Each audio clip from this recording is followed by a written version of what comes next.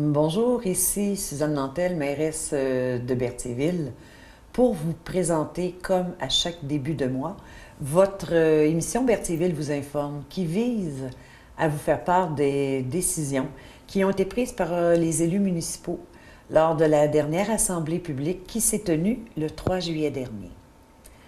Tout d'abord, en début de séance, j'ai tenu à partager quelques points d'information, à savoir en termes de travaux. Nous poursuivons actuellement ceux de la rue Jacques-Cartier. À ce propos, nous vous demandons d'être vigilants lorsque vous y circulez, car certaines modifications au sens de la circulation sont à prévoir. Je vous invite à consulter la ligne Infotravaux de la ville, la ligne téléphonique, ou consulter notre site web pour connaître les détails au fur et à mesure de l'avancement des travaux. Aussi, au cours des prochaines semaines, nous continuons la réfection des bordures et trottoirs sur certaines artères de la ville et le rapiessage d'asphalte à des endroits spécifiques. Maintenant, en raison de la canicule qui sévit actuellement, nous avons autorisé la prolongation des heures d'ouverture de la piscine municipale. Alors, à ce propos, vous êtes invités à consulter notre site web ou notre page Facebook pour en connaître l'horaire. Comme l'an passé, après une entente de partage avec Ville Saint-Gabriel, vous verrez de nouveau 2 cadets de la Sûreté du Québec circuler dans la ville et être présents aux diverses activités qui s'y dérouleront, sans oublier leur présence dans nos parcs. Alors, s'il y a quoi que ce soit, vous n'hésitez pas à les interpeller. Ils sont là pour vous donner des informations de tout ordre. Samedi, le 14 juillet, une journée à noter à vos agendas. En effet, dès 13 h, présence de la roulotte Paul Buissonneau avec la présentation de la pièce Tom Sawyer, spectacle gratuit offert par la ville au parc Sainte-Geneviève. Et dès 20 h, au belvédère Jacques-Lavallée, juste en face, il y aura le spectacle de Jordan, finaliste à l'émission La Voix édition 2018. Et à compter de 21 h, nous accueillons les respectables pour la présentation de leur spectacle marquant leur 25e anniversaire, lequel est aussi offert gratuitement par la ville. Alors, apportez vos chaises, permis de boisson et nourriture disponibles sur place. Bienvenue à tous. Alors, par la suite, nous avons abordé la séance en débutant par une résolution autorisant 3 employés de l'administration municipale à changer les chèques auprès de la caisse de Dautré, chèques émis pour le remboursement de menus achats ou achats que nous devons payer comptant. Ces employés sont Mesdames Moreau, Dubois et Tremblay. Le Conseil a ensuite autorisé le remboursement de mon adhésion ainsi que celle de Mme Isabelle Fontaine au réseau des femmes élues de la Naudière pour la période de 2018 à 2021 au coût de 20 $ par personne. J'ai aussi été autorisée avec la directrice générale assignée pour et au nom de la Ville le renouvellement d'une entente d'une durée de 5 ans avec une possibilité de prolongation de 2 ans à titre de partenaire de la formation, prévention et sécurité pour le personnel aquatique avec la Société canadienne de la Croix-Rouge. Cette entente a pour but de s'assurer que nous n'emploierons uniquement que du personnel qualifié et reconnu par la Société pour dispenser des cours de natation et de fournir un soutien au personnel embauché par la Ville. Le Conseil municipal, par résolution, a par la suite accordé un contrat à la firme d'entretien JMC pour l'entretien ménager de la caserne des pompiers pour la période du 1er juillet 2018 au 31 décembre 2019, au coût de 557,55 $ par mois et à un coût unitaire de 545 $ pour l'année pour le décapage des planchers. Nous avons ensuite procédé à l'achat d'une pompe pour la station de pompage de Bienville au coût de 21 663 $ auprès de la firme Xylène, selon l'offre de services reçue en ce sens. Le conseil municipal a aussi renouvelé le contrat de surveillance des alarmes avec la compagnie GC Alarme, dont le contrat avec la MRC de Dautré prenait fin le 30 juin 2018 pour l'hôtel de ville, la caserne des pompiers et le garage municipal, évidemment selon les détails de l'offre de service qui avait été déposée.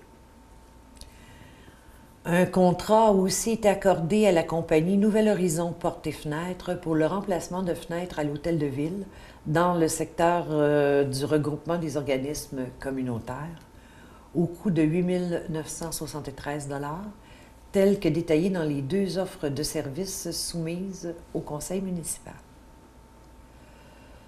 Comme il est nécessaire de procéder en 2018 à la vidange de l'étang numéro 1 de nos étangs aérés, un contrat de service professionnel a été accordé à la firme Assisto pour l'accompagnement du processus d'appel d'offres public à l'égard de la vidange, de la déshydratation et de la disposition des bouts aérés, des bouts des étangs aérés au coût de 6 950 $, tel que détaillé dans leur offre de service que nous avons analysée à cette fin. 2 demandes de dérogation mineure étaient à l'étude pour décision par le Conseil. La première provenait du 1251 rue de Frontenac, demande qui a été accordée pour la construction d'un bâtiment accessoire en cour à 20 mètres de la rue Frontenac. En ce qui concerne la deuxième demande, elle visait un lot vacant sur la rue Gilles-Villeneuve, entre les adresses civiques 521 et 541. Cette demande a été refusée pour la construction d'une maison unifamiliale en raison du frontage requis de 19 mètres, alors que le dit lot n'a que 15,24 mètres.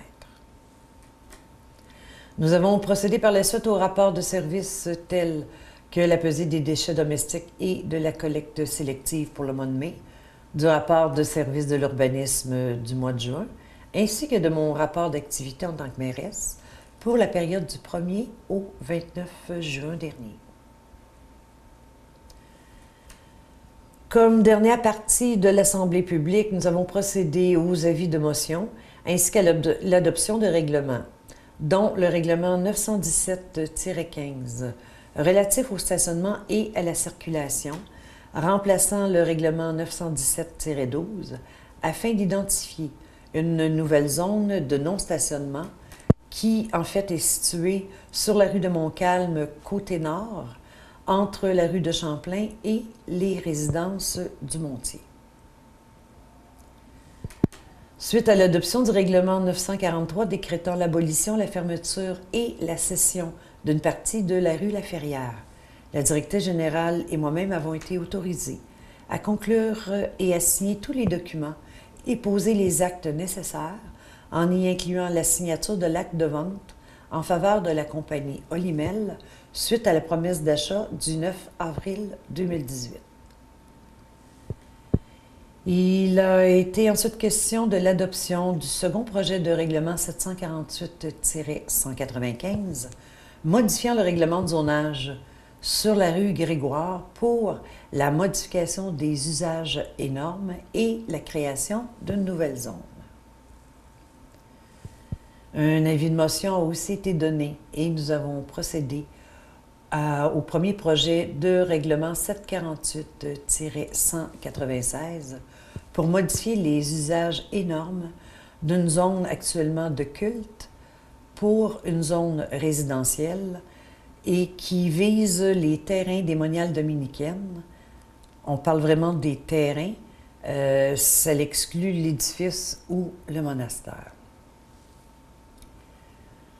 Un autre avis de motion a été présenté ainsi que l'adoption du premier projet de règlement portant le numéro 748-197 en vue d'en faire une zone résidentielle dans le secteur Pierre de l'Estage et rue Aucoin. Alors, c'est ainsi que s'est conclue la séance du conseil municipal pour juillet. Je vous invite de nouveau à revoir cette émission qui sera disponible sur le site web de la Ville dans les prochains jours ou à revoir les émissions précédentes. J'en profite pour vous souhaiter un très beau mois de juillet. Je vous invite à la prochaine séance qui se tiendra le 6 août prochain, toujours ici à l'Hôtel de Ville, à compter de 19h30. Et je vous remercie d'avoir été à l'écoute. Au plaisir. Au revoir.